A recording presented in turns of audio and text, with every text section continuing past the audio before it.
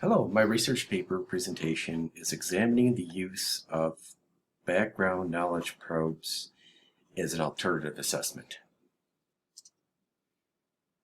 I'm going to do my best to separate the area of focus as it's sort of all tied together, so I'll do my best here. The areas of focus for my presentation, which should last between 10 and 15 minutes, I've got about 11 slides. But the first one here, I'd just like to read off the screen, is using a background knowledge probe as an assessment tool in the classroom. Okay, so we'll be hitting on that. How the data obtained can guide and assist both instruction and student learnings. The different types of probes and the multiple ways they can be used, and some discussion surrounding the pros and cons of using a background knowledge probe. And then last thing that we'll cover is some of the data collection and results that we come up with. So let's go ahead and get started. All right, so classroom applications. So I'm going to go through a definition with you. A background knowledge probe is a short, simple questionnaire that can be made up of short answer responses. Circle the correct response and or multiple choice questions. So that is the very first way to give an assessment. It's at the very beginning of the year to gain clear understanding of each student's level of knowledge surrounding the sort of those major units that will be covered over the course of the year. As you can see, that first bullet point at the very beginning, middle, and end of the year. So the same probe that can also be given the midpoint. And then, because you want to make sure that they're on track and they are learning the material. So, so before starting a new topic or lesson, we want to go ahead and give that. The last one, bullet point, is a self-assessment for the students. So that's going to be important, which they'll circle or rate their level of understanding about different concepts within the lesson. So within that 55 minutes.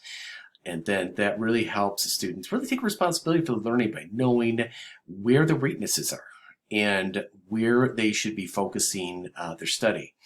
And actually that was a quote from Barkley of 2010. So moving on to the next slide. Okay. Review of literature. So I want to cover a little bit about 3 different points surrounding review of literature. So for the first one is a student's background knowledge can either assist or interfere with new learning. So I just want to stop there for just one moment to sort of elaborate on that, is that all students come to the classroom with a certain understanding, beliefs, and skills that greatly affect how they remember, how they reason, how they solve problems, and ultimately how they learn and acquire knowledge. Okay. Second point, one of the biggest keys to student motivation and learning is that every student is working at a level that is apparently challenging for them. It has to be challenging. If it's not, then, well, they may not find a reason to be engaged or to be motivated. Okay. So that could really that could interfere with it, or they can complement it. So the third one here is useful both for the student and the teacher. So that's one of the biggest motivators, is that every student is working at a level that is challenging for them. And that the information mentioned, or basically the information that you've seen above here, has to be shown to be very versatile. That assessment has to be flexible, and the data gathered from it, once again, can be useful for both the teacher and the students. Okay. All right, moving on to the next slide. Okay. Traditional testing versus performance assessment. So traditional testing versus performance assessments.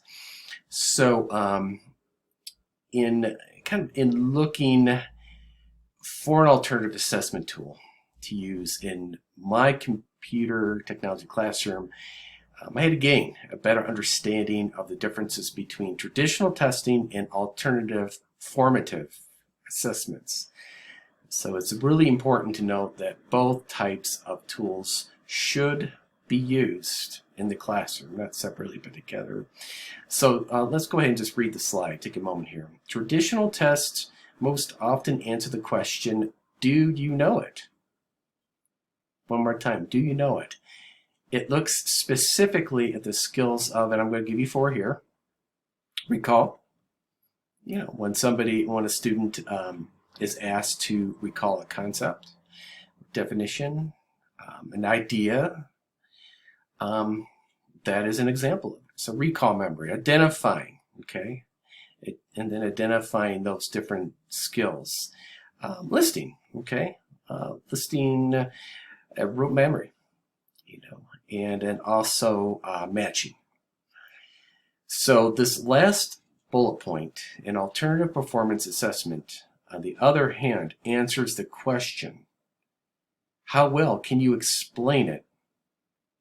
Okay, and use what you know. So one more time, how well can you explain and use what you know? That's sort of that higher level of thinking, that, are they truly understanding what they're learning, and can they recall it? So this next slide sort of pairs, it sort of goes with the last slide. A couple of these do actually. Traditional testing versus performance assessments. Once again, I listed here traditional testing, do they know it? Traditional tests most often answer the question, do you know it? It looks specifically at the skills of recall, as I mentioned, identifying, listing, and matching. An alternative performance assessment, on the other hand, answers the question, how well can you explain and use what you know? So I'll just repeat a little bit what I said, but just wanted to mention it again because it is worth mentioning. So once again, it does look completely a different set of skills, such as classifying, comparing, analyzing, evaluating. And you can see within the model under students' literacy, you can see right away that those two assessments intersect. You can see that it's the performance assessment overlaps traditional testing and vice versa. Okay, so let's move on to the next slide here. Okay, all right. So this is sort of the third part of it. Okay, traditional testing versus alternative assessment. Can we balance? How do we balance it? How do you know it? How can you recall? How can you identify? Okay, list and match. How can you use it? And that really gets in sort of a deeper line of thinking, classification, being able to compare concepts, so it's so well they're able to compare and draw conclusions from it, to the point that you're able to not only classify and compare, as you can see, this is building upon each other, analyze it, analyzing it, applying it, okay, and then ultimately evaluating it. So moving out of this slide that I just switched over to really demonstrates what these balances look like. So the challenge is kind of finding the right balance between the two, because they could answer different questions, and kind of looking at the learning through different lenses. So it's going to be important for us when we use traditional versus alternative assessments. What type of lens are we looking through? What type of results are we trying to obtain, get? And so ultimately they are learning. Okay, so let's go ahead and move on to the next slide.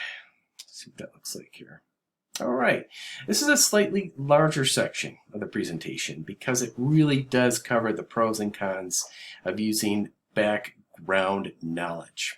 Okay, And I just want to take a moment and really talk a little bit about the probes, okay? So, and there's 1, 2, 3, 4 of them here, okay?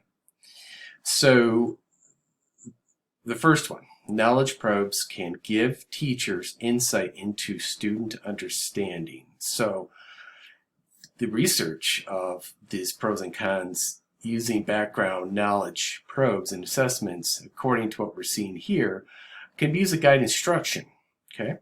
And assist teachers, so this is the second one, in developing relationships with their students. So the key word here is developing relationships, okay, with their students that bring the focus in the classroom back learning for understanding.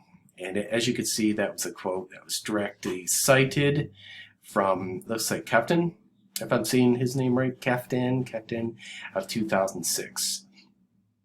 The next one here is another pro of using background probes, is that they provide concrete data about students' knowledge and understanding of the topic and how well they're able to communicate what they know. So that's a big one, okay? And then the third advantage, as you can see down there, is that using the tool is that a teacher can use the background knowledge that the students have in order to create a familiar starting point for the lesson, essentially creating a place to put or attach their new information. And then the final pro is that in regards to background knowledge probes, is that they can encourage students to make those connections between the lesson topic and their own past experience and knowledge, okay? So that in turn can create those bridges that we are looking for, okay? So it looks like we're about 12 minutes into this.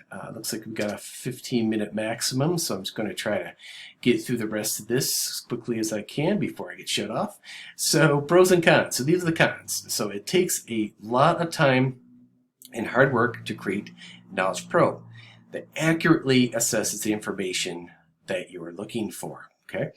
The second one, it can become very overwhelming to read all the students' responses, then organize all the data into meaningful and useful ways. The cons, in the process of reading students' responses, a teacher may form impressions of individuals that are hard to change. And then a final one here is they will need to be prepared with a lesson that will meet the needs of both the struggling and the advanced students. So that's called differentiation or indirect learning. So yeah, so there's some cons, a little more work, but hey, it's well worth it. Okay, let's move on. Okay, so the last part here is data collection and results. So there's 4 here. So the first is used the open-end questions or short answer response questions format background knowledge probe at the beginning of the new topic. The second one, they've discussed the probe and how the information from it would be used in the classroom prior to having the students complete the assessments. Okay.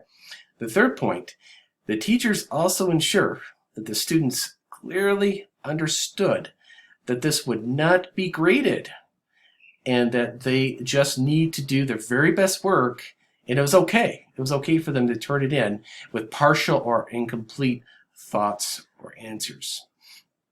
And then the fourth and final point, as we're approaching about 14 minutes, is that teachers shared the results with their class within a day or two and explained how they would be using the data to guide their lesson plans and teaching, as well as how the students should use it directly with their learning. Okay.